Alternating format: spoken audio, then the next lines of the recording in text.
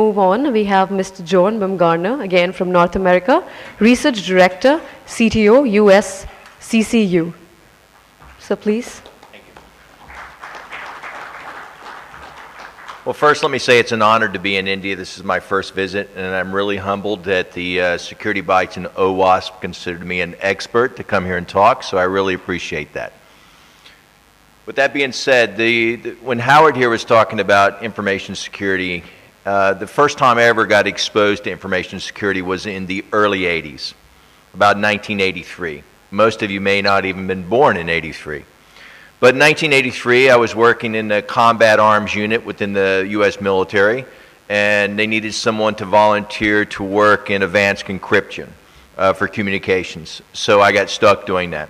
And as I progressed into information security field and transferred out of combat arms into special ops and intelligence, I started doing more type stuff and started working with the NSA and stuff like that. So security has changed a lot since I've entered it. When I first went to my first security conference in 1992 in Washington, there was 20 people in the room.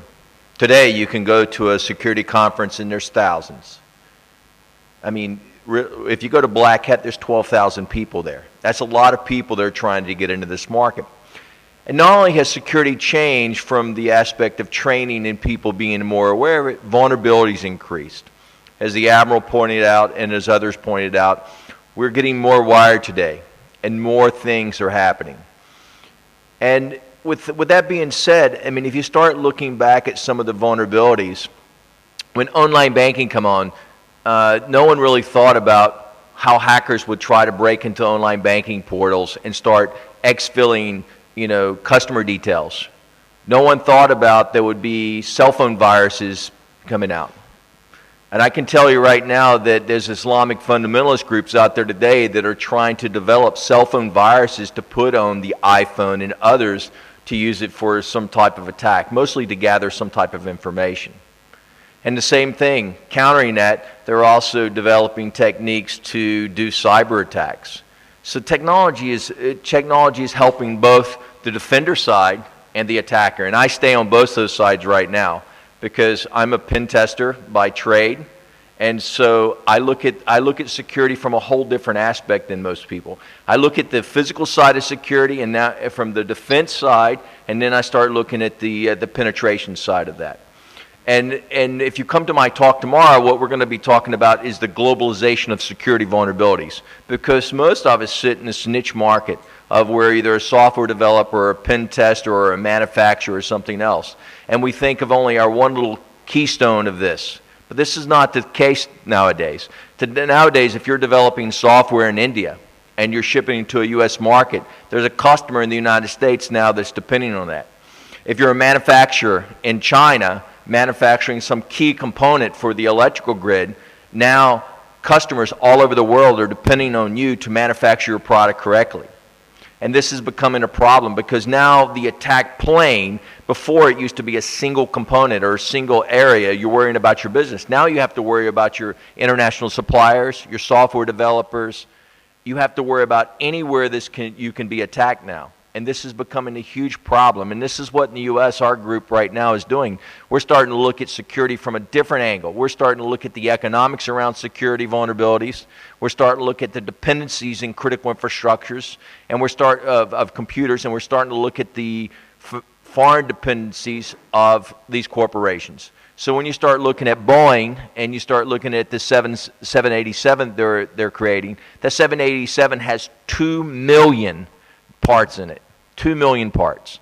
And so each one of those parts has a potential. You could interdict the supply chain and attack it and cause Boeing to have a disruption in developing their 787 or getting it out the door. And you think, well, what does that really mean? Well, if you're a smart attacker, what that means for an attacker, you can start making money on Wall Street. You can start shorting stock or buying stock in Boeing to make, we figured out a $51 profit. So for every dollar we invest, we can make $50. That's a lot of money. And so this is how some of us are starting to think about cyber vulnerabilities. When you get on a Boeing 787, there have multiple networks in there. When you ask Boeing about, what have you done to secure the networks? no one's really thought about the public network on there, how it connects into the other network. So there's things you have to start thinking beyond what the norms are. You have to think that you got to think like an attacker, and this is how we're starting to think. Is you really have to start thinking how you can take one single component and modify it to infect to damage a whole industry or bankrupt a corporation. And so that's what my group has been working on. So I don't have any grandkids, so I can't talk about grandkids. But the thing is, vulnerabilities today exist in everywhere. You know, probably Horde's kids here are probably downloading this software onto Microsoft platforms and, you know, getting exposed. And I've been having a problem with providing IT support for my family because, you know, if you're a geek, you have to provide IT support for your family. And so I decided a while back to start moving all my family to Mac. And, you know, I told everyone how the Mac was not going to have any problems. Well, if you notice, the attacks against Mac have picked up lately. Recently, iPhone had its first virus put out because anyone that had a jailbreak phone, you can do that. If you just saw just a couple of weeks ago, MobileMe, which is also another Mac platform, has been phishing, high level of phishing attacks to try to get your customer records out of that. And then if you start playing around on a Mac a lot, you start noticing that the Mac is not the greatest platform in the world because it still has a little bugs in there. And you can still, even though the Mac pops up and tells you, please put your password in to install this software, still it's not human proof. And so even my wife has installed malware on her Mac. And so no platform's secure. And so you got to start thinking about all these new vulnerabilities that are going to exist in the future.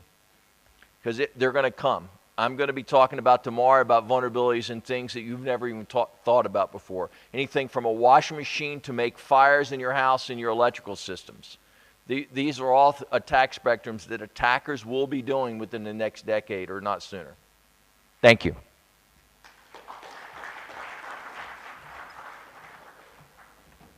Thank you.